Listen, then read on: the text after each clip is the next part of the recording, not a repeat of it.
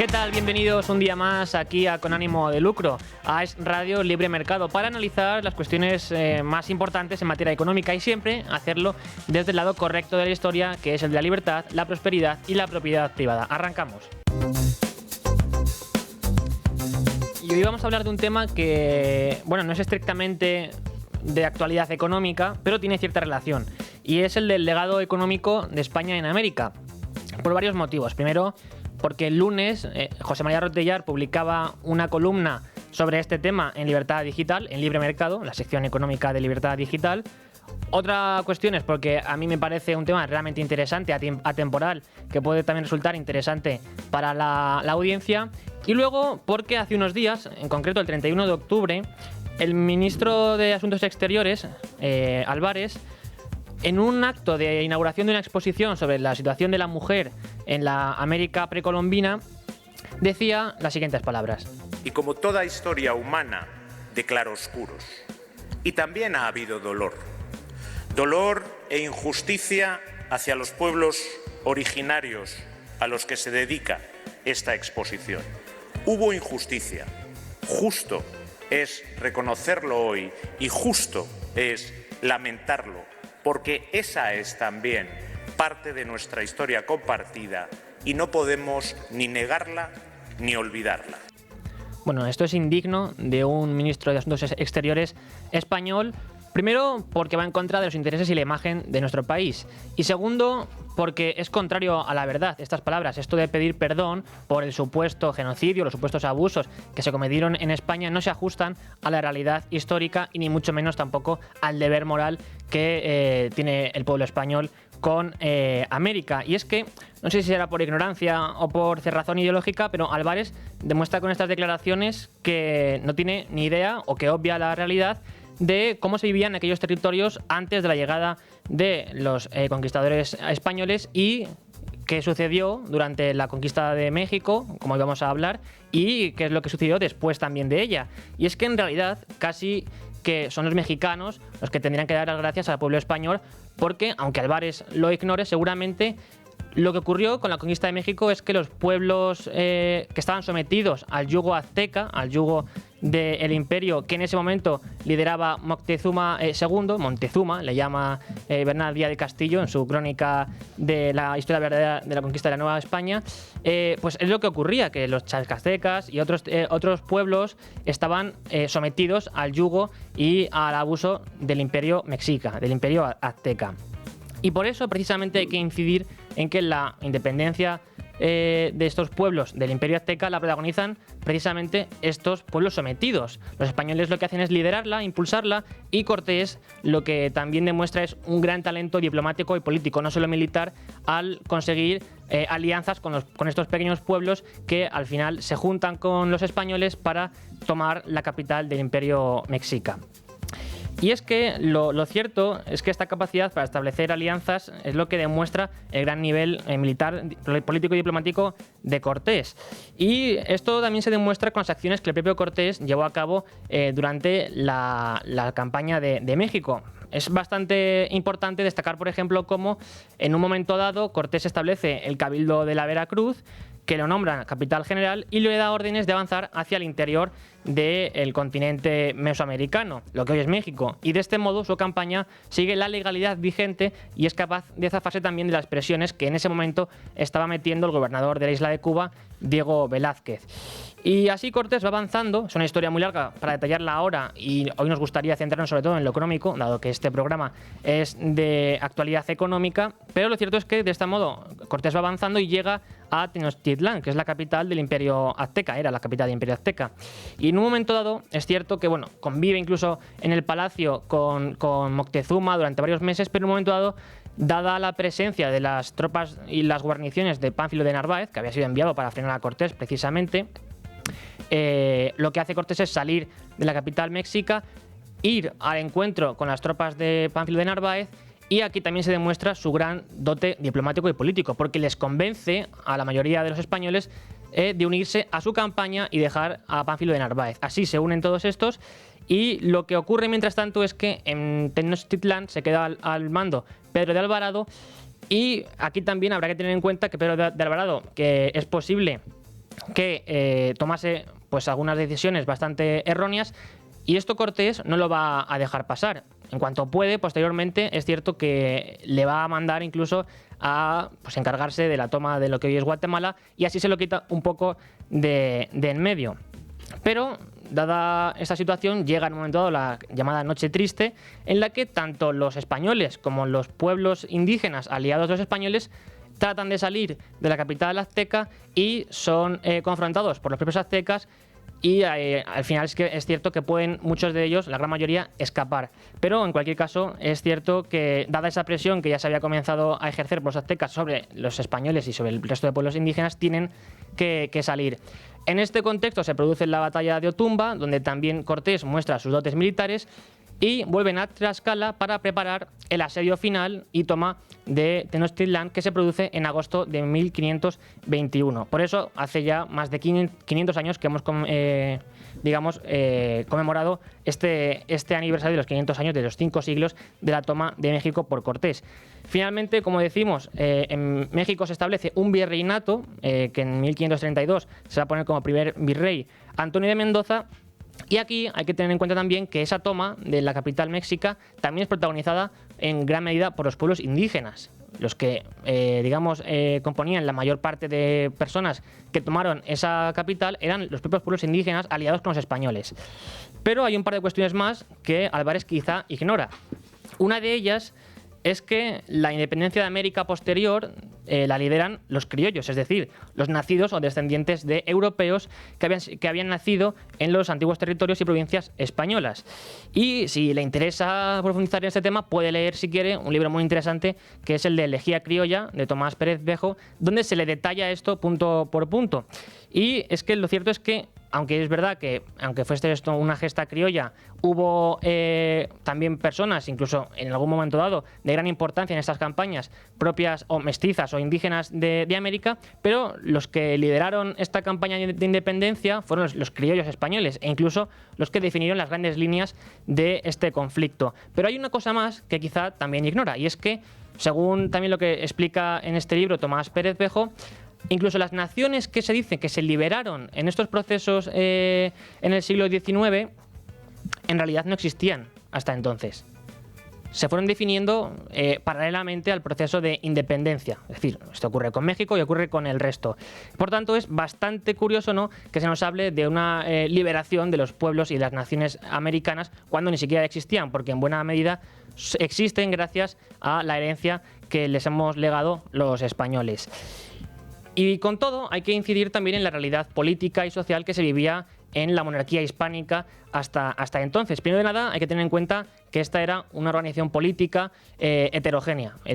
Tenía una aspiración planetaria, universal. ¿Por qué? Bueno, si por ejemplo lee también a Julián Marías, su España inteligible, verá que es por el componente católico, el componente cristiano, que es lo que les lleva primero a los españoles, después de la invasión árabe, a añorar una España perdida que hay que recuperar, y después, cuando se expulsa a los musulmanes en el 1492, lo que ocurre es que esa misión de universalización y de evangelización se traslada también a América, una vez que se descubren esos nuevos territorios.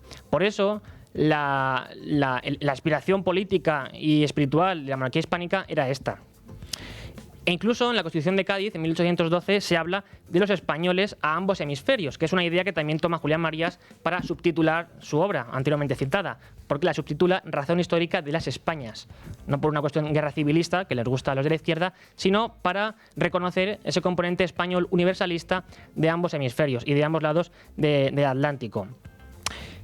Y así, lo que nos lleva todo esto es a demostrar que hoy en día, por ejemplo, si nos hablamos de México, el legado español es muy importante en lo económico, pero va más allá, es casi una cuestión civilizacional. Lo hablaba antes en la redacción con un compañero, con Javi Romero, que comentándole de qué iba a hablar hoy, me decía, pues fíjate, yo hace unos meses estuve en México de viaje, y un día pues entramos en la catedral de Guanajuato y vimos cómo se estaba dando misa, se ordenaban las oraciones católicas con el himno del himno de España. O sea, esto para que veamos como un ejemplo anecdótico, si quieren, pero de cuál es el sentimiento y el legado que existe ahora mismo en México. Por mucho que los indigenistas, que en realidad no dejan de ser neomarxistas que adornan sus argumentos de este identitarismo indígena, y la izquierda española se empeñen en querer derribar el legado histórico de nuestro país. Y con todo, en Libertad Digital hemos publicado, además de esta pieza de Rotellar, que luego comentaremos con él a partir de las 12:30 en profundidad, otros artículos muy interesantes sobre el legado español ya en términos generales. Y uno de ellos se publicó en el 2021 por Pedro Fernández Barbadillo, donde explicaba así, a grosso modo, cuál era el legado español en México. Y decía, bueno, pues en primer lugar, el derrocamiento de un poder absolutista como era el azteca. También el fin del canibalismo. Recuerden que las costumbres de los aztecas no eran para nada muy amistosas con los pueblos sometidos. Por otra parte, la diversidad cultural, la rueda y la explotación de los metales, la Real y Pontificia Universidad de México, el alfabeto y la escritura de la lengua castellana y también de otras lenguas escritas, indígenas, porque si conservamos hoy en día estas lenguas indígenas, por ejemplo el náhuatl, es gracias a los españoles, que las quisieron codificar y dejar escritas para su conservación. Por indicar algunos más de estos hitos históricos de España en México, pues el comercio con España y China y Perú también, la difusión de nuevos alimentos e incluso una legislación que convertía a los nativos más humildes en sujetos de derecho y frenaba los castigos que podían infligir los caciques y las autoridades españolas. Y así una innumerable cantidad de hitos históricos y legados que lo que hicieron fue mejorar notablemente la vida de estas personas en lo que hoy es México. Así que esto lo comentaremos, como digo, a partir de las 12:30 con Rotellar, pero antes hay que acercarse a la actualidad económica y primero esto pasa por la portada de Libre Mercado. Y para repasar lo que trae la portada de Libre Mercado, contamos hoy con Paula Arenzana. Buenas tardes. Buenas tardes, Rubén. ¿Qué nos trae hoy el periódico económico de Libertad Digital, Paula? Pues en primer lugar tenemos un artículo de Beatriz García que dice las obligaciones de España superan el 600% del PIB por la deuda pública y las pensiones. Aquí explica Beatriz García que Europa pues se tambalea. La excesiva burocracia, las barreras comerciales internas, el ecologismo exacerbado o la elevada fiscalidad están lastrando el crecimiento de este territorio desde hace décadas. Sin embargo, sus representantes políticos parecen que están más centrados en fomentar el viejo continente, que se convierta en un museo residencia de ancianos que en un continente de constructores, comerciantes e inventores que operan en un mercado común y libre. Así se expresa en un informe publicado por Luis Garicano en Silicon Continent. Y es que en este contexto, España, digamos, que es el caso más problemático de los que tiene en cuenta este informe, porque sus obligaciones superarían ya el 600% del PIB por la deuda pública y las pensiones. Pero además de esta pieza, tenemos otra de Diego Sánchez de la Cruz, en la que pues insiste en la deuda brutal que nos está dejando el gobierno de Pedro Sánchez por su negativa a pagar lo que debe en cuanto a los laudos de las renovables. Sí, explica que la batalla judicial internacional por los impagos de los laudos de las renovables entra en su fase más delicada para España.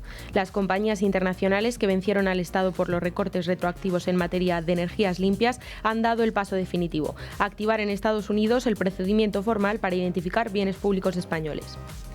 Y con todo, lo cierto es que este tribunal también obliga a España a aportar información sobre entidades públicas que puedan ser consideradas alter ego, dice, del Estado español. Esto es, extensiones operativas del gobierno cuyas propiedades pueden ser ejecutadas. Y en concreto, ¿cuáles son esas entidades que incluye la lista? Pues bueno, inversiones o empresas participadas por la SEPI, operativa o contratos de Renfe, inversiones de paradores, activos del Instituto Cervantes, pagos vinculados al tráfico aéreo de Estados Unidos y España, gestionados vía Enaire, y también contratos o activos de la firma estatal de ingeniería INECO. Y con todo, Diego nos recuerda que a día de hoy la deuda y la factura millonaria que nos deja Sánchez, el gobierno de España, por su negativa a pagar estas deudas en cuanto a los laudos de las renovables, supera ya los 2.180 millones de euros. Y con todo, en Libre Mercado hemos querido también aportar información en lo que respecta a la seguridad vial y sobre todo las nuevas obligaciones que entran en vigor a partir de enero procedentes de la DGT, y una de ellas, la más importante quizá, sea la de la nueva baliza V16 que tendremos que llevar todos en nuestros coches. Sí, Rubén, con el nuevo año llegarán también nuevas exigencias por parte de la DGT. La más importante, que afecta a todos los conductores, es la obligatoriedad de utilizar la nueva baliza V16 conectada para la señalización de vehículos inmovilizados en la calzada. La entrada en vigor de esta normativa beneficiará sobre todo a Hacienda, puesto que la obligación de comprar una de estas balizas le reportará unos ingresos de varios millones de euros. Si quieres, explicamos los cálculos. Bueno, por supuesto, mira, teniendo en cuenta que según la OCU el precio medio de estas balizas está entre los 40 y los 50 euros, y además teniendo en cuenta que según UNESPA, que es la Unión Española de Entidades Aseguradoras y Reaseguradoras, en estos tiempos ahora mismo habría unos 3,5 millones de vehículos registrados y asegurados. Teniendo en cuenta estos datos, más o menos, ¿cuál sería el coste que va a suponer esta obligación? Y sobre todo, lo más importante, que luego veremos, es cuánto se lleva Hacienda. Pues sí, si ponemos un precio medio de 40 euros por dispositivo y asumimos que se comprarán tantas balizas como vehículos asegurados hay, tendríamos que el desembolso total de los conductores españoles superaría los 1.383 millones de euros. Claro. No obstante, si al precio de venta le añadimos el IVA del 21%, pues este desembolso alcanzaría los 1.673 millones de euros en total. Por tanto, gracias al IVA, aplicando sobre todo estas balizas, Hacienda ganaría unos 300 millones de euros. Claro, teniendo en cuenta eso, ese precio medio y los 34 millones y medio de unidades de vehículos que se supone, o sea, que hay asegurados, suponiendo que se comprase una baliza por cada uno de ellos, porque a lo mejor hay personas que pues compran más, sobre todo teniendo en cuenta que al final pues nunca sabes en qué momento vas a necesitar tener una de estas balizas a mano. Así que, en fin, esos son los datos. Son datos oficiales, es lo que se lleva Hacienda, que al final, evidentemente, con todo hace negocio, y una vez más con las obligaciones de la DGT también.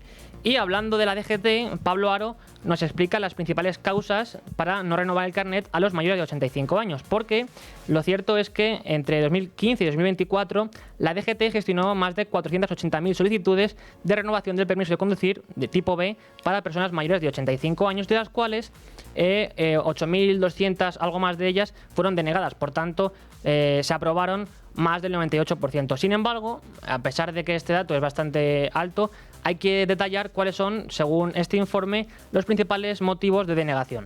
Sí, Pablo en su artículo detalla en concreto 10 motivos de denegación. En primer lugar, tendríamos las dificultades en la integración visual motora, con 3.324 rechazos por problemas al combinar percepción ocular y acción física. También tenemos que hay razones diversas sin clasificación, en concreto 1.020 negativas abarcando múltiples patologías no detalladas. Sí, también fallos en el cálculo de trayectorias, 830 casos vinculados a incapacidad para prever los desplazamientos, y deterioro cógnito, 616 denegaciones por dolencias que afectan al recuerdo y a la decisión. Evidentemente, en este contexto también hay otras denegaciones por visibilidad combinada insuficiente, más de 550, y retrasos en respuestas complejas, que también son más de 500 rechazos por este motivo.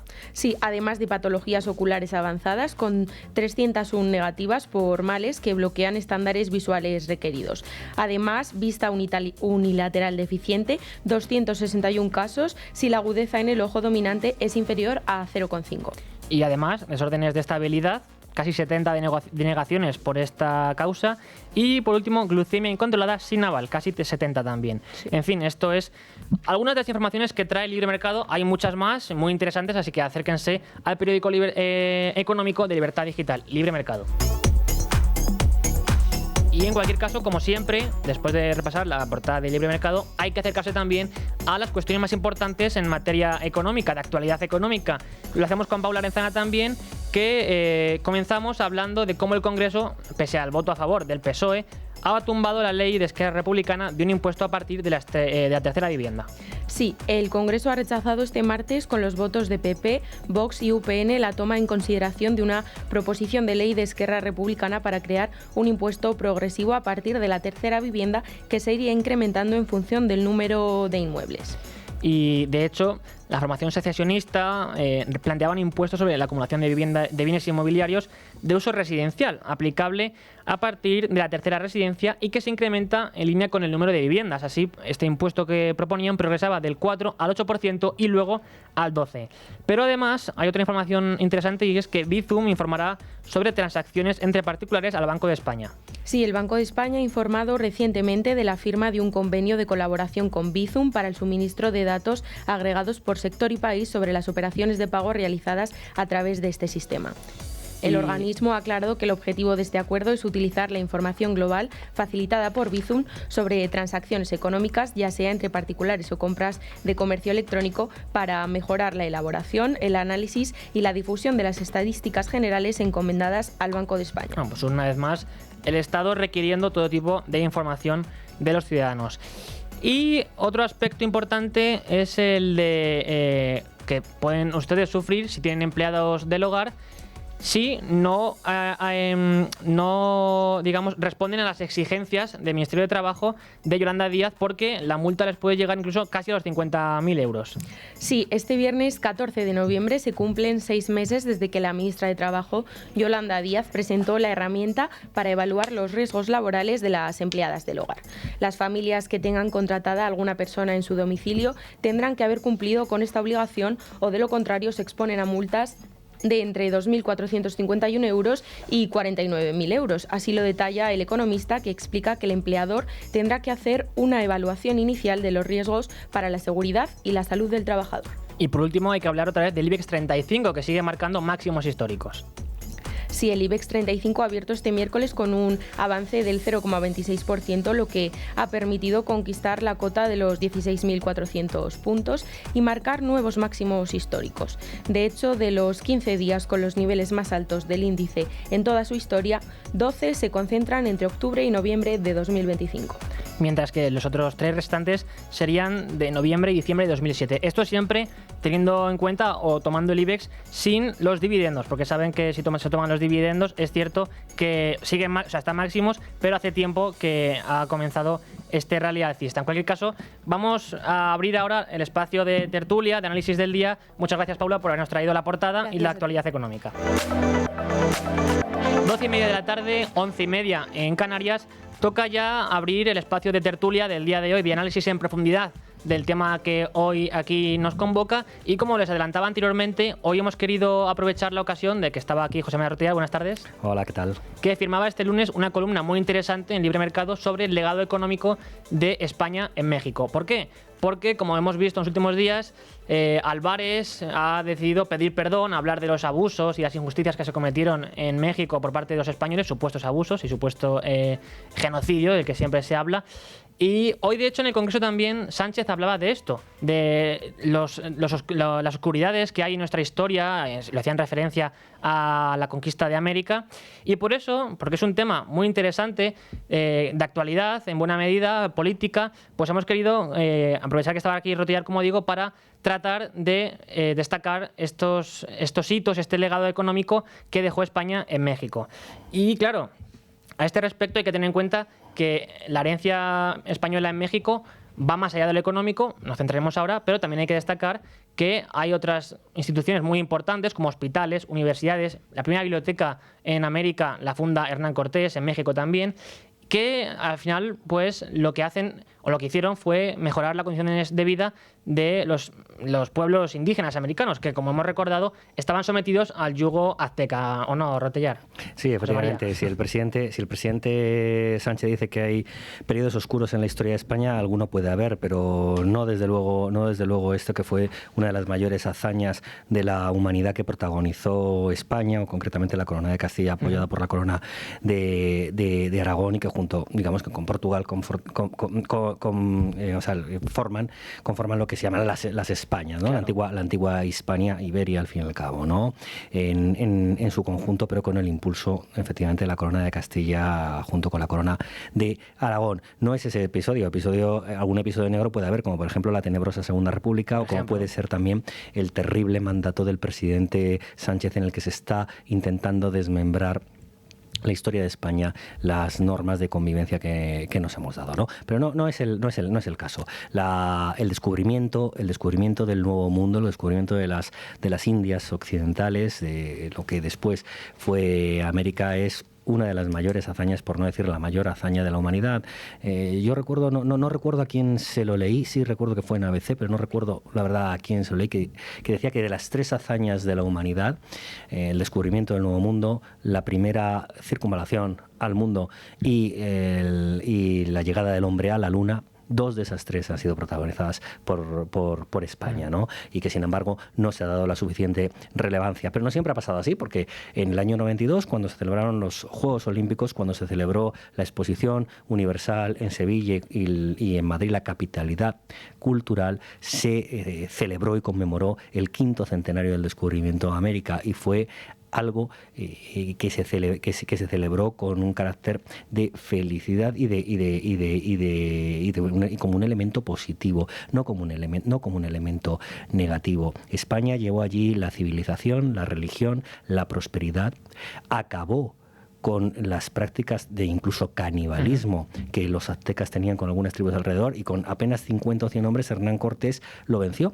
Aunque tuviese mejores armas, aunque tuviese mejor formación estratégica militar, es imposible vencerlo con un número tan reducido frente a lo que era el imperio azteca, ¿no? Y lo hizo porque el resto de tribus y de poblaciones que estaban sometidos a ese yugo, e incluso, ya digo, a esos ritos horrorosos y al propio canibalismo, se unieron a Hernán Cortés para vencerlo. Es más, cuando se produce los levantamientos en toda la América española contra España para independizarse, en el lado español luchan muchos de los indígenas que sabían que les iba a ir mucho peor. Es más, el exterminio de muchos indígenas sucede cuando España ya no está allí, cuando los criollos o algunos de los dirigentes que se quedaron entonces, se produjo ese exterminio. Pasó en México, pasó en muchas otras partes de América, pasó en Argentina, ¿no? Sin embargo, España ha quedado. España, como digo,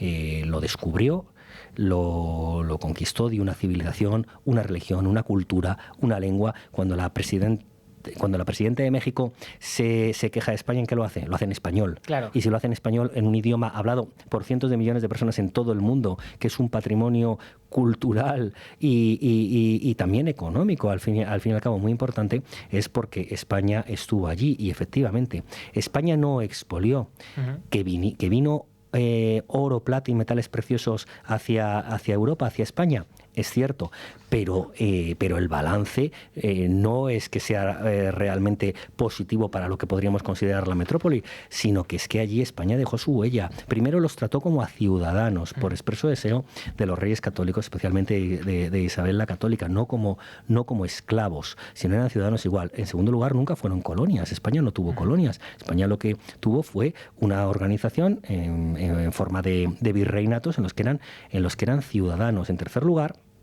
eran más prósperos esos territorios que la propia España peninsular o la propia metrópoli, ¿no? A lo largo del siglo XIX.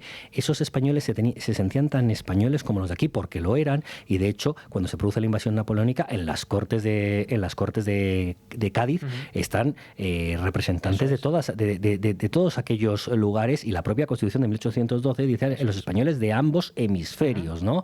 Y esa prosperidad el germen que hace levantarse contra España, no contra la metrópoli, posiblemente sea la traición de Fernando VII cuando vuelve a abrazar el absolutismo, claro, al regresar, porque claro, una metrópoli más pobre a base de unas posesiones de ultramar mucho más ricas, quizás no tenía sentido. Aún así, lo que deberían preguntarse todos los habitantes de la América española es cómo le ha ido a la América española, mejor sin España o mejor con España, porque le ha ido mucho peor, y al revés le ha sucedido a la propia España. Si hubiésemos seguido unidos, o al menos en un sistema económico de relación más fuerte, aunque ahora sí que lo hay, pero si hubiese sido más fuerte, la prosperidad mutua habría sido mucho mayor. Allí está la huella todavía todo el que se llama el estilo colonial español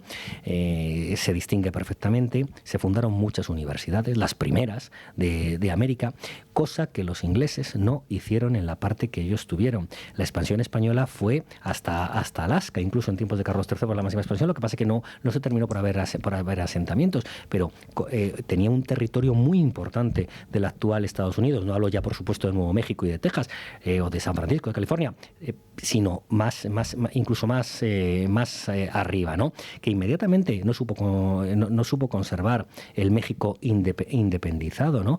México, especialmente México, la Nueva España, era muy próspera porque España es como dice la película documental al respecto, fue la primera globalización, el primer intercambio profundo comercial dentro de lo que podría ser una especie de unión aduanera, fue el Imperio Español. No olvidemos que a Nueva España pertenecían las Islas Filipinas hasta la independencia de México, y un galeón, el galeón Manila, que iba y comerciaba. Todo eso era prosperidad y situaba al propio México, a la propia Nueva España, en una situación mejor que la propia metrópoli, y así con toda la América española. Debe a España, no es que le deba, porque España no hacía nada para cobrarlo, para reprocharlo, pero ya puestos a hacer balance ante estas acusaciones falsas, deben las universidades, los hospitales, la lengua, la cultura, la civilización, la moneda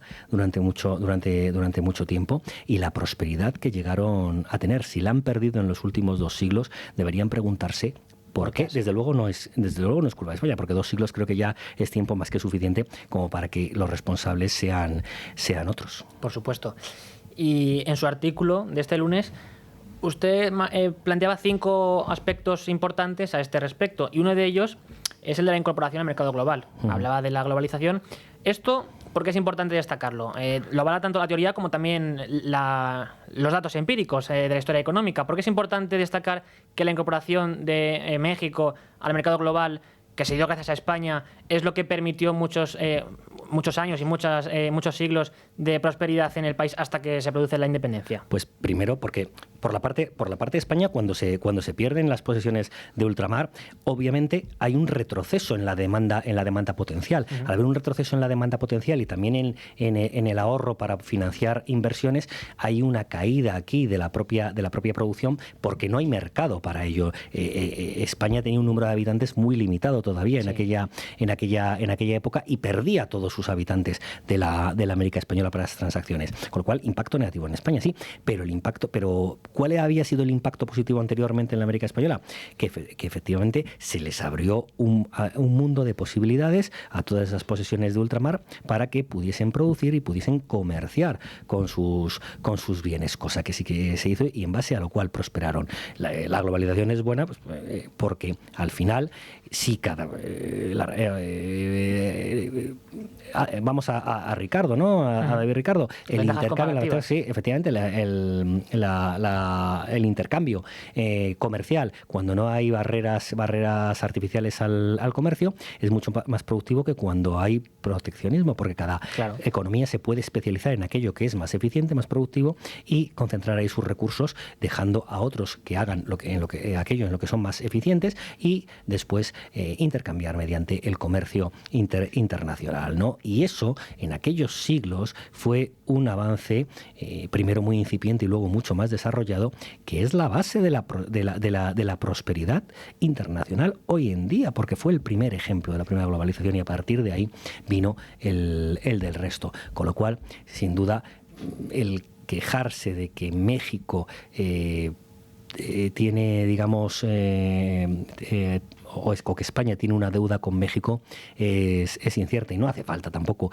no necesariamente hace falta hablar, por ejemplo, también del barco cargado de oro del Banco de España, el que no fue a Rusia, fue a México en la guerra civil, ¿no? Llevado por parte de la República. No hace falta eso, vamos a obviar todo eso, simplemente el balance de la propia civilización de la América española, donde México, con la Nueva España, siendo la Nueva España, tenía el peso y el papel fundamental, tiene desde luego un balance positivo para las antiguas posesiones de ultramar incomparable.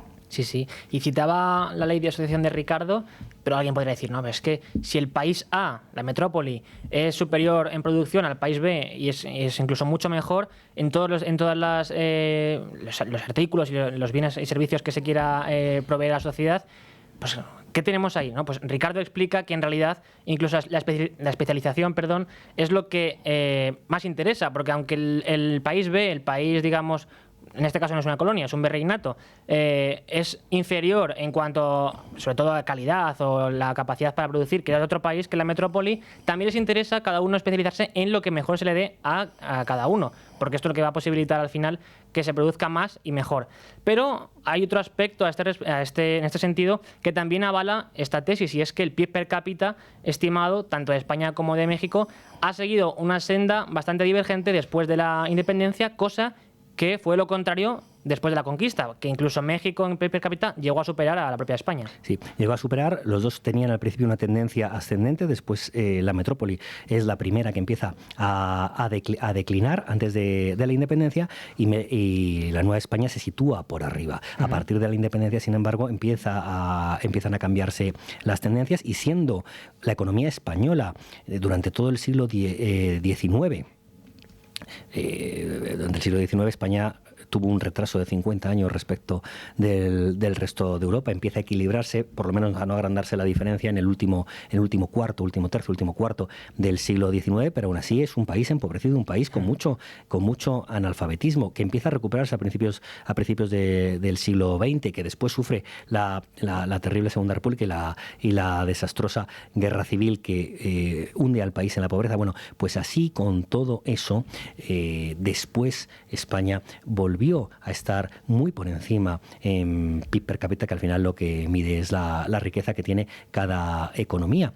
Y algo habrán hecho mal, digo yo, en la América española, especialmente en México, cuando teniendo muchísimos recursos que no hay en España, recursos naturales que no hay en España, o muchos de los recursos naturales que no hay en España, y partiendo de un nivel de prosperidad que dejó España allí mucho más elevado que el de la propia metrópoli, se encuentran en la situación en la que se encuentran. No tiene ninguna lógica, y por tanto España no tiene que pedir ningún perdón.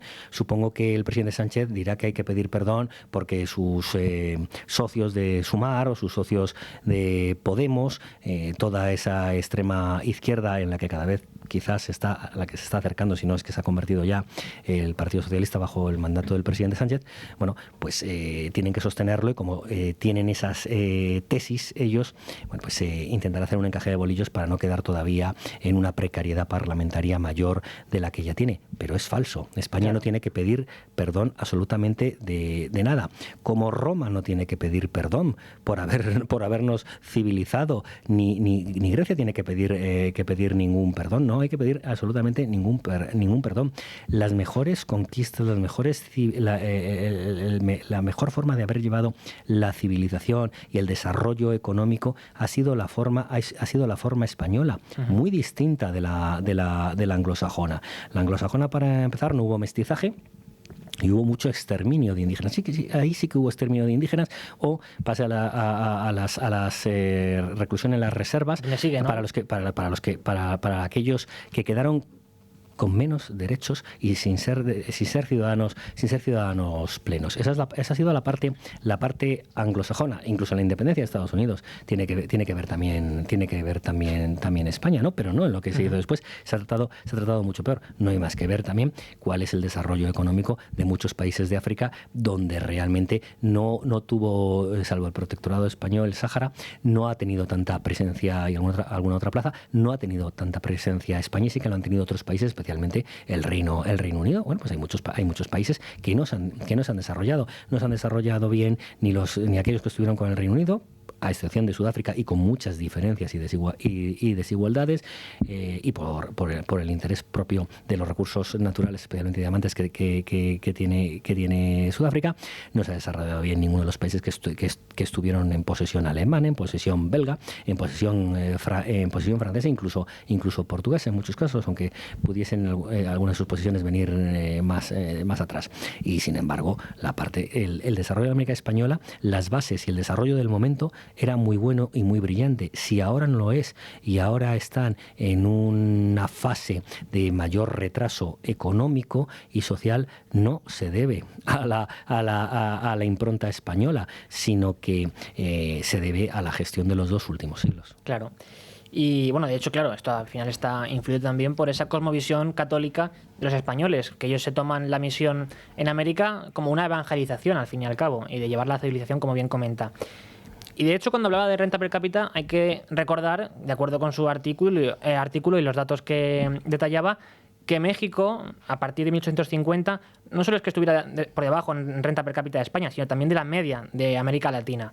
Pero pasando a otro de estos aspectos importantes, yo prefiero llamarle, si me permite, Hispanoamérica. Sí, bueno, sí. Porque al fin y al cabo Hispanoamérica, como Hispania era todo, también cabe Portugal, pero si no, pues Iberoamérica. Pero desde luego, Hispanoamérica América Latina es un término en el que quizás nos han ganado, ¿no?, el resto de países para intentar incorporar otros, pero que nada tuvieron que ver en la civilización ni en la prosperidad de estos países entonces. Totalmente de acuerdo, la verdad.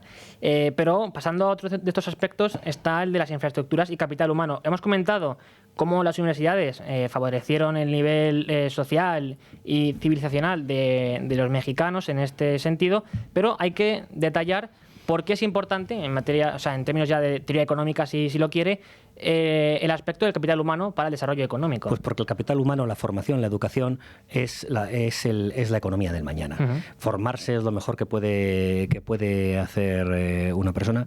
Yo así se lo digo a todos mis alumnos, que es la mejor manera que hay, primero, de progresar y segundo, de contribuir a la propia sociedad. Por eso nunca nadie debe quedarse sin estudiar por falta de recursos, al igual que quien no lo aprovecha no debe contar tampoco con ningún apoyo para ello, ningún gasto, ninguna inversión por parte de la sociedad, porque sería desperdiciarlo. Hay que concentrarlo en quienes sí sirven. ¿Por qué? Porque la educación es importantísima para el desarrollo posterior, porque formarse bien es ser un mejor profesional el día de mañana, poder generar mayor valor añadido, por tanto ser más productivo, claro, generar más actividad económica y con ello generar más puestos de trabajo y más prosperidad.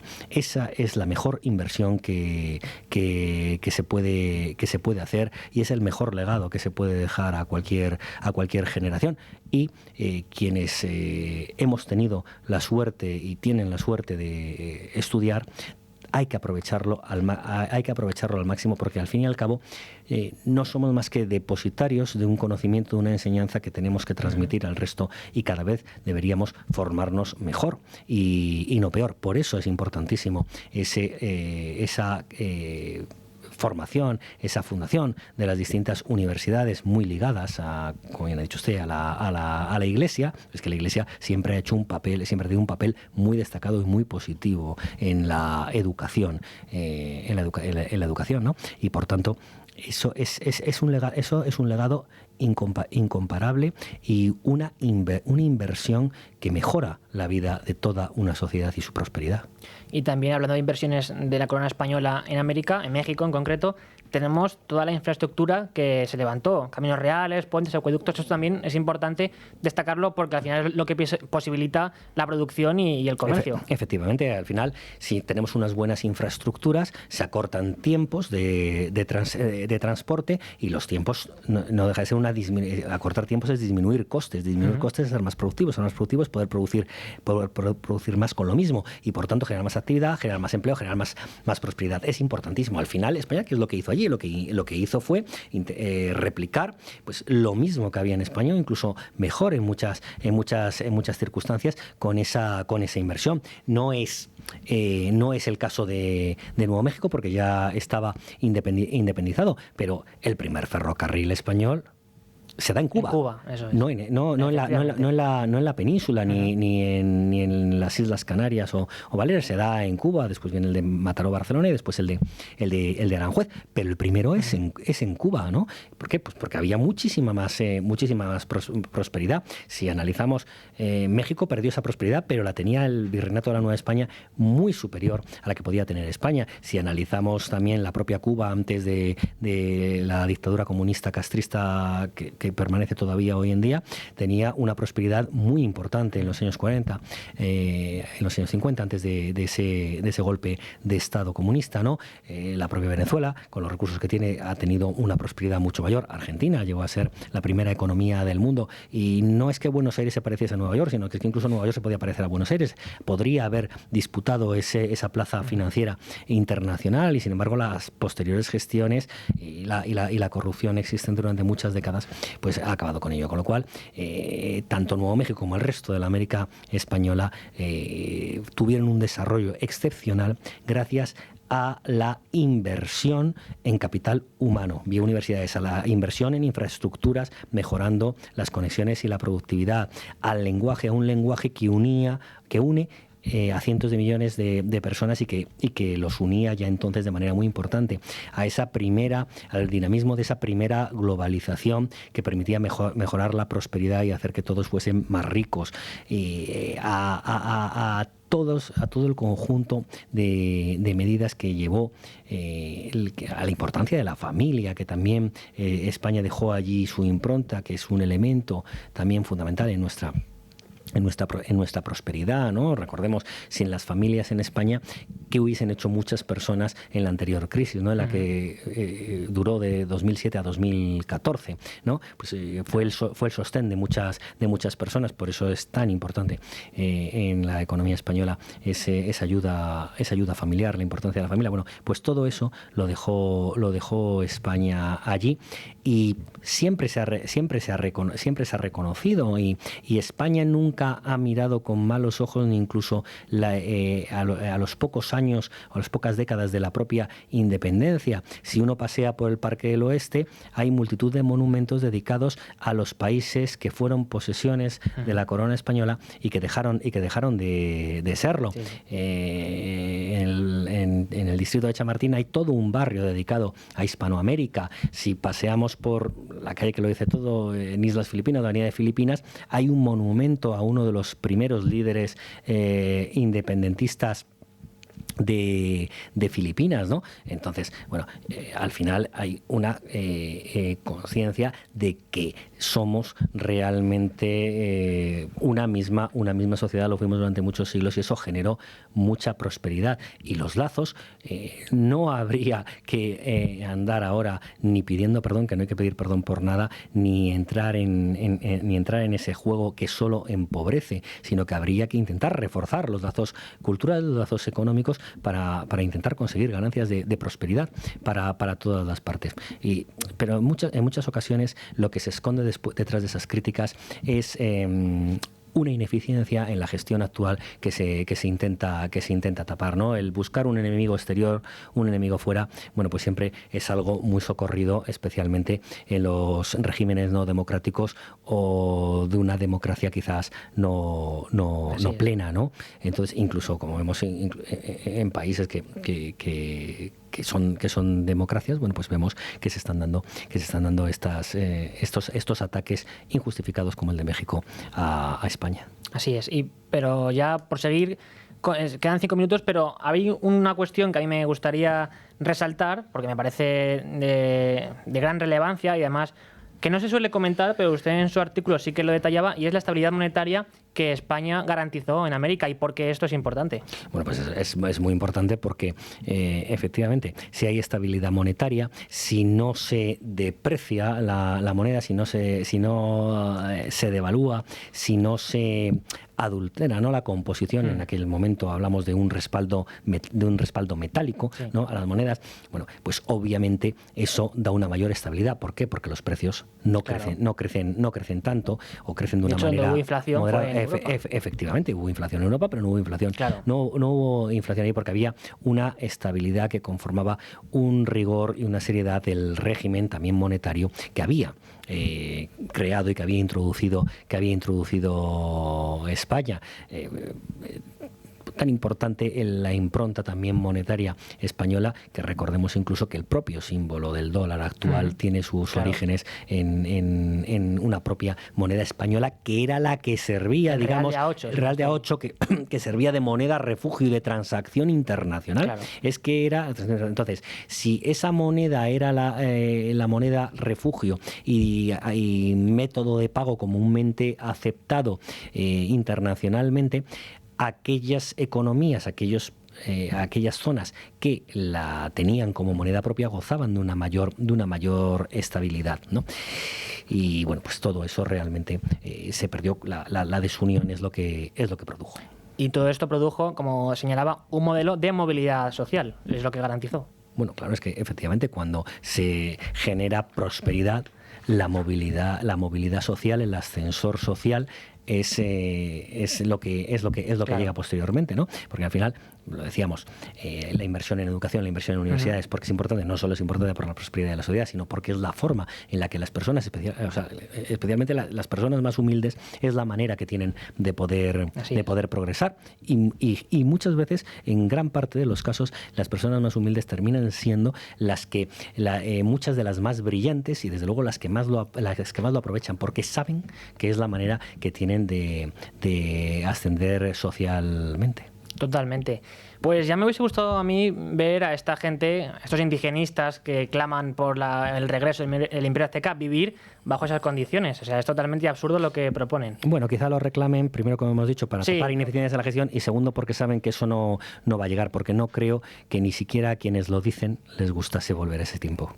Y si es así, si les gustase, pues es que, en fin, ya ese es un problema suyo personal que no deberían de imputar al resto ni hacernos responsables y mucho menos proponernos volver a un modelo como aquel, ni tampoco hacernos pedir perdón, como decía, por cosas que son históricas, que además en el caso de España no hay motivos para ello, porque el balance, el saldo es bastante más positivo si tenemos en cuenta todos los factores de la conquista y civilización de América, y en concreto hoy lo hemos dedicado a México, que si hubiese ocurrido lo contrario. Pero bueno, seguiremos analizando todo esto aquí en Con Ánimo de Lucro. Ahora ustedes se quedan con los servicios informativos de Es Radio y después, a eso de la 1:05, después de los servicios informativos de Es Radio, volvemos para el análisis de mercados hoy con José María Luna. Muchas gracias, José María Rotellar, por habernos ayudado a comprender la realidad de México. Muchas gracias a ustedes. 1:06 casi de la tarde, 12:06 en Canarias, toca abrir página de mercados.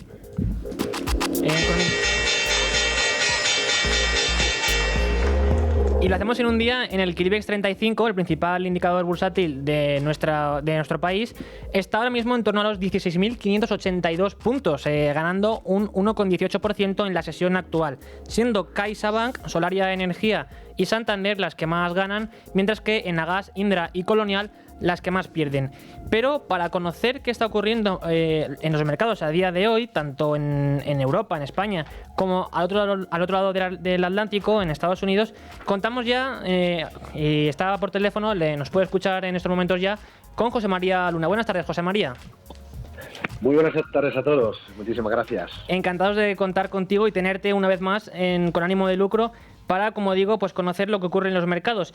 Y quizá, si quieres, podemos empezar con el propio rally del IBEX, que, aunque habría que destacar que esto siempre es medido sin dividendos, como siempre tú mismo y también Luis Fernando Quintero subrayáis, es cierto que hay factores que explican el rally alcista, como digo, esta evolución favorable que está viviendo el IBEX 35, que le ha llevado incluso a marcar nuevo máximo histórico. Pues la verdad es que sí, estamos de dulce, ¿no? Por así decirlo, ¿no? Parece como que el rally de Navidad se ha adelantado un poquito, probablemente a los factores que han llevado a que estemos viendo este buen tono en las bolsas europeas, entre ellas el IBEX 35, sin duda alguna es la reapertura del gobierno federal en Estados Unidos, la posibilidad que hoy se cierre con el acuerdo en la Cámara, fue en el Senado, en la Cámara de Representantes, y luego se lo firme por parte de Donald Trump, después de un cierre administrativo que ha sido el más largo de la historia, ¿no? Y que evidentemente esa reapertura pues genera bastante confianza y, como digo, probablemente haya hecho que se adelante ese rally navideño que normalmente suele darse un poquito más adelante en el mes de noviembre, pero también por la recogida de beneficios, entiendo. Sí, luego después puede haber una cierta recogida de beneficio, pero de momento el rally ahí está y yo creo que va a seguir que va a continuar no solo en el caso de la bolsa europea, sino en otros, o el IBEX 35, sino también en otras plazas bursátiles a nivel mundial, ¿no? En el caso del IBEX 35, bueno, aparte de la reapertura del gobierno federal en Estados Unidos, hay que contar con resultados empresariales que están siendo mejor de los esperados, siendo además el sector bancario el motor de las subidas, con una curva de tipo de interés que sin duda alguna está mejorando los márgenes financieros de estas entidades, ¿no? Pero también, como bien apuntabas, hay otros sectores, otras compañías que respaldan y sostienen la subida. Entre ellas, por supuesto, compañías dentro del sector de las infraestructuras, de la logística, etcétera, ¿no? Y desde el punto de vista, yo creo que también del análisis técnico, el hecho que el IBEX 35 haya mantenido días atrás, donde veíamos caídas, pues soportes claves y bastante sólidos, yo creo que auguran pues que la continuidad, o auguran una continuidad en la senda alcista de nuestro IBEX 35, con lo cual, como decía al principio, estamos de dulce y habrá que aprovecharlo. O sea que seguiremos viendo nuevos máximos históricos del IBEX 35. Sí. Y no sé si hay ya descuentos en el mercado o estimaciones de hasta dónde puede llegar el IBEX 35, cuál puede ser su tope. Ni la menor idea, sinceramente. No se sabe. No me atrevo a decir dónde puede estar el siguiente tope. Bueno, esa es la actitud. Seguramente sí, pero lo importante es aprovecharlo. Hay mucho mensaje de analistas, incluso de medios, que desinforman, hablando de las burbujas, del cataclismo, etcétera. Bueno, pues ahí es donde están los mercados financieros. Cuanto más se hable de cataclismos, cuanto más se hable de que estamos en burbujas, mientras no se confirmen esas burbujas, el mercado va a seguir subiendo. Sí, esa es la actitud, pues la más adecuada, evidentemente, porque nadie sabe lo que va a ocurrir. Y hablabas de burbujas y precisamente habría que explicar por qué no se puede hablar ahora mismo de burbujas, porque las empresas están realmente registrando beneficios, como comentabas, ¿no? Y uno de estos casos es la inteligencia artificial, ¿verdad? Sin duda alguna. Vamos a ver, se habla mucho de la inteligencia artificial y es verdad que se está invirtiendo muchísimo dinero. Y habrá que ver cómo se rentabiliza toda esa inversión que se está realizando multimillonaria. Se está descontando el mejor de los escenarios y es que toda esa cantidad brutal de dinero va a ser muy rentable y evidentemente, bueno, pues así están muchos valores dando unos resultados en bolsa de forma muy espectacular. Que probablemente en bolsa, porque la inteligencia artificial no va a terminar en una burbuja. Internet, cuando cayó en su día, sí, las empresas .com, bueno, pues sí, cayó en bolsa después de una burbuja. Es una situación muy diferente porque muchas compañías entonces no daban resultados positivos, no daban beneficios, cosa que en este momento sí, pero Internet siguió funcionando. Fue una revolución claramente a nivel social, económico, industrial, como lo han sido otras tantas en nuestra historia, en la historia de la humanidad. Estamos ante otro gran reto, otra gran revolución industrial. ¿Que puede que en bolsa acabe en burbuja? Probablemente, claro que sí, y habrá seguramente algunos hitos, como puede ser, por un lado, el hecho de directamente inversiones en private equity o no en empresas no cotizadas dentro de la inteligencia artificial, donde ahí no están ganando dinero y bueno, pues se está metiendo muchísimas paladas de dinero, ¿no? Pero hoy por hoy, mientras los beneficios sigan creciendo, puede haber correcciones sanas, por otro lado, y lógicas en un ciclo bursátil. Pero hablar en estos momentos de burbuja, yo creo que es todavía muy prematuro. Y bueno, también comentabas antes lo que ha ocurrido en Estados Unidos parece que ya se va a poner fin al cierre del gobierno federal y, sin embargo, Wall Street está marcando signo mixto, ¿no? ¿Esto cómo se está reflejando en los mercados allí en Estados Unidos el fin del cierre del gobierno federal y, sobre todo, por qué Wall Street, en todo caso, ahora mismo marca este signo mixto? Bueno, yo creo que la explicación fundamental se debe a que, bueno, ayer, por ejemplo, el Nasdaq, el índice tecnológico, corregía, sobre todo sobre todo por la caída de Nvidia, sí, después de la venta de la participación de SoftBank en el fabricante de chips para financiar, bueno, pues inversiones futuras en inteligencia artificial, ¿no? Pero en cambio, pues hemos visto cómo otras compañías estaban subiendo dentro del sector o del índice tecnológico. ¿Qué está ocurriendo en el caso de la renta variable norteamericana? Evidentemente, que se reabra el cierre administrativo que había, y además el más largo en la historia de la Administración Federal norteamericana, es una buena noticia, porque se van a conocer muchos datos macroeconómicos que probablemente va a acercar la posibilidad de que la Reserva Federal norteamericana baje tipos de interés, y eso es más fuel, más gasolina para los mercados financieros. Yo no estoy hablando de que esa buena medida de ortodoxia, lo digo por muchos compañeros que sé que intervienen en este gran medio vuestro, hablando precisamente de todo lo que es el value investing, Sí. de todos los peligros de darle tanto a la máquina, ¿no? De la política fiscal, de la política monetaria. Pero aquí estamos para ganar dinero o tratar de no perderlo, ¿de acuerdo? Y aprovechar esa publicación de datos y esa posibilidad de bajada de tipo de interés, porque el mercado laboral norteamericano sí está mostrando debilidad. ¿Y Claro. qué está pasando también? Digo esto porque efectivamente hay un comportamiento mixto, hay índices que están subiendo. Bueno, pues sobre todo porque persiste el buen tono en compañías dentro del sector que está muy correlacionado con el tema de inteligencia artificial, con todo lo que está relacionado con la energía. Es decir, todas esas infraestructuras son muy necesarias, muy importantes para dar cabida a la inteligencia artificial, pero también el sector financiero, igual que en el caso de Europa o claramente en el caso de España, está teniendo un muy buen comportamiento. Es bueno que otros sectores, incluyendo el sector farmacéutico, se vayan uniendo a la fiesta, que a lo largo del último año no han participado tanto como lo ha hecho la tecnología, y eso es una muy buena noticia. Ujú. Claro, al final hablabas de value investing. Es una diferencia de perspectivas en muchas ocasiones también, ¿no? Pero en cualquier caso, no me resisto a preguntarte por el oro y Bitcoin, pero lo dejo para el final si da tiempo, porque hay otro tema muy interesante que he leído esta mañana en prensa especializada y yo la verdad es que me ha sorprendido mucho y que quizá a la audiencia también le interese saber, y es que el carry trade, ahora nos explicarás lo que es esto, en dólares reta a las bolsas en rendimiento. Claro, vamos a ver, el carry trade lo que haces es financiarte y pedir dinero prestado en una divisa más débil y con la expectativa de que los tipos de interés de esa divisa sigan cayendo. ¿Con qué fin? Bueno, porque la financiación, dinero prestado, ese dinero que cada vez puede ser más barato, comprar un activo que pueda tener una revalorización mayor de lo que me cuesta la deuda. Y hoy por hoy se están haciendo efectivamente operaciones de carry trade en dólares. ¿Por qué? Por la debilidad del dólar y también por la expectativa de recortes adicionales de tipos de interés en Estados Unidos. Uh-huh. Lo que acabo de comentar en esa reapertura de la Administración Federal norteamericana, ¿no?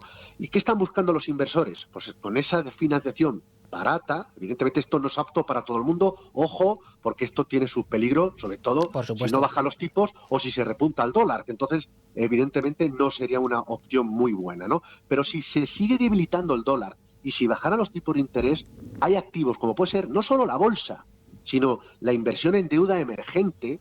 Fíjense, el deuda emergente en moneda local como ha sido Brasil, Turquía, incluso hasta la deuda de Nigeria. Por eso digo que no es un activo o una forma de operar adecuada o apta para todo el mundo, sobre todo para aquellos o muy bien expertos o muy bien asesorados y por supuesto con un perfil de riesgo bastante agresivo. Y en un minuto, José María, ¿es este debilitamiento del dólar lo que también explica el repunte que ha vivido el oro? Pues muy rápidamente, sí. Sobre todo la debilidad del dólar, aunque está manteniéndose una cierta, con respecto al euro, una zona estable, pero sobre todo lo que hay detrás es expectativa de bajadas adicionales en los tipos de interés por parte de la FED, persisten las dudas fiscales en torno a Europa, el enorme endeudamiento, existe una demanda sostenida de oro por parte de los bancos centrales y, por último, existe un impulso técnico, de análisis técnico, que hace que esos inversores institucionales, sobre todo de momentum, pues sigan entrando en el oro. Uh-huh. Y por último, ahora sí, también bastante rápido, si puede ser. ¿Qué ocurre con Bitcoin? Bueno, pues estamos viendo cómo el activo, en este caso las cripto divisas, por decirlo o activos, pues tiene una enorme volatilidad, no están funcionando en este sentido como refugio, lo hemos visto mucho mejor en el caso del oro, uh-huh. Claramente, como una divisa alternativa al dólar o incluso a la deuda. No es el caso de las criptos, Sí puede llegar a ser las stablecoins, ya veremos un día de ello, que es muy interesante este tipo de divisas, pero en el caso del Bitcoin y otras tantas está dentro del marco de la especulación. Evidentemente, cuando el dinero fluye, cuando los activos, cuando el riesgo vuelve a inundar el sentimiento de confianza o de frenesí de los inversores, puede tener un buen comportamiento, pero no es un activo real. Pues José María Luna, de Luna y Sevilla Asociados, muchas gracias por ayudarnos a comprender lo que ocurre en los mercados. Un abrazo. Claro, mucho. Buena semana. Gracias a todos. Y encarando ya la recta final del programa de hoy, toca seguir hablando de inversiones, pero hacerlo ahora en torno a la renta fija, porque en un entorno de tipos de interés estables, muchos inversores se estarán preguntando si sigue teniendo sentido hablar de renta fija o de tomar esta opción como una alternativa de inversión, y sobre todo dentro de ella dónde podemos buscar la rentabilidad, ya sea en deuda pública o corporativa, o si incluso es mejor buscarla o apostar por bonos investment grade o high yield. Y para resolver estas dudas tenemos hoy, como cada miércoles, para abrir el consultorio de Santa Lucía, a Aitor Sánchez, que es el responsable del canal digital de la gestora. Buenas tardes, Aitor. Hola, buenas tardes. Oye, encantado de estar aquí, lo primero, y efectivamente creo que es un momento muy interesante, ¿no? Después de un par de añitos muy favorables para renta fija, donde estamos muy cómodos con tipos del 3%, 4%, ¿no? Entramos en una nueva fase donde los tipos se han estabilizado en cotas más bajas, parejas casi a la inflación, y bueno, esto nos obliga a repensar un poquito dónde están las oportunidades, ¿no? Y qué riesgos merece la pena asumir. Efectivamente, pero antes de nada habría que recordar, al menos brevemente, ¿qué diferencia hay entre un bono investment grade y otro high yield? Sí, por supuesto. Los bonos investment grade son aquellos emitidos por empresas con una buena solvencia y una calidad crediticia BBB o superior, según Fitch, ¿vale? Sí, son bonos, en definitiva, que tienen muy bajo riesgo de impago, pagan en contraprestación un cupón un poquito más bajo, pero nos ofrecen un poquito más de tranquilidad, estabilidad, ¿no? Mientras que el bono high yield o bono de alto rendimiento, ¿vale? Pues son esas empresas con una calificación inferior a ese BBB, que pagan intereses más altos, porque el inversor asume un poquito más de riesgo crediticio en este caso, ¿no? Claro. En definitiva, estos tienen un equilibrio entre seguridad y rentabilidad potencial comparado con los de investment grade. Entonces, así, pues podríamos decir que unos son más para perfiles más conservadores y los otros para los que buscan un poco más de riesgo, ¿no? Y me gustaría recalcarlo de un poco más, ¿vale? Porque hay veces que la conocida denominación de alto rendimiento, también conocidos como bonos basura, ¿no? Hay quien tiende a pensar que son bonos de empresas pequeñitas, poco conocidas, incluso nos ha llegado a llamar a un cliente y dice, pero esto que son empresas que pueden quebrar, a punto de quebrar, y nada parecido, ¿no?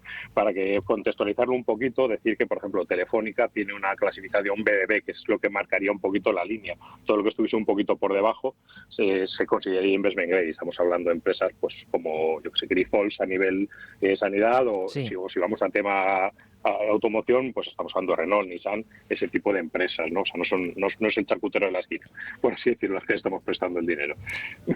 Y en un contexto como el actual, que parece que los tipos ya están estables, bueno, ahora mismo estamos por ver si la Reserva Federal norteamericana pone fin a esta bajada de tipos de interés. Lo ha hecho el Banco Central Europeo, por lo que se ve, también lo ha hecho el Banco de Inglaterra, y como decimos, la Fed norteamericana se anticipa que para finales de año pueda bajar otra vez los tipos de interés en una ocasión más, pero sí es cierto que los analistas destacan que este ciclo de bajadas de tipos podría estar llegando a su fin si no lo ha hecho ya. Y además, una inflación que parece controlada, aunque tampoco podemos dar por supuesto que no va a volver a repuntar. En cualquier caso, lo cierto es que en un contexto como este, habría que tener en cuenta qué claves habría que destacar para invertir en renta fija, precisamente.